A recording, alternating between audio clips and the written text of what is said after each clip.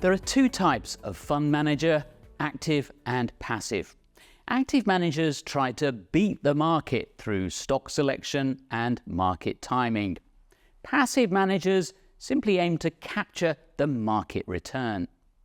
In theory, actively managed funds would be worth investing in if they consistently beat the market. But as Morningstar's active-passive barometer shows us, very few of them do. You could sort of think of it as league tables for active fund managers. So one of the questions that we commonly and understandably get is, how are active managers doing? Are they beating their benchmarks? Are they proving their mettle? And so we use the active passive barometer to convey that information to the users that we serve. And what the active passive barometer does, it groups funds by their investment style, in our parlance, their Morningstar category, and it compares their performance over different trailing periods to relevant benchmarks. And what we do is we literally tally up the number of active funds versus that have beaten their benchmarks, how many started the period. There's a similar ongoing scorecard called SPIVA, which paints a rather grim picture of active fund performance. So what does Morningstar's barometer show? Generally speaking, not a pretty picture, which I think is pretty consistent with some of the other studies like it that you would have seen. To give you an idea, for U.S. large cap equity managers over the trailing 10 years, around, call it 10, 15% of the active funds that started survived to the end of the 10-year period and beat their benchmark.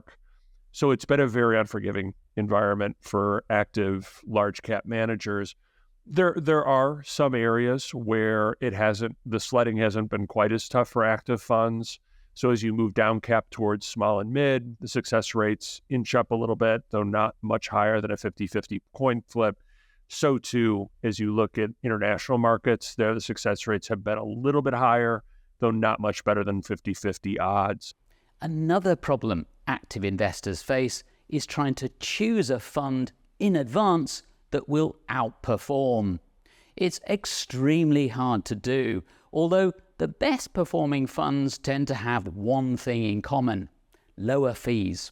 One of the things that my colleagues look at is success rates by expense quintile. So they basically, for a given category, they'll go through and they will sort the active funds by the expenses that they charge, the cheapest 20%, the next 20% after that. And what they have consistently found is that the cheapest active funds in a given area enjoy substantially better odds of outperforming the benchmark than do the priciest, sometimes by a factor of 2 to 1, 3 to 1. It varies depending on the area, but when you look at the universe as a whole, that is a trend that tends to hold true. Cost, therefore, makes a big difference to net returns. By avoiding active funds altogether and using passive or broadly passive funds, which are much cheaper, you maximize your chances of a successful investment experience.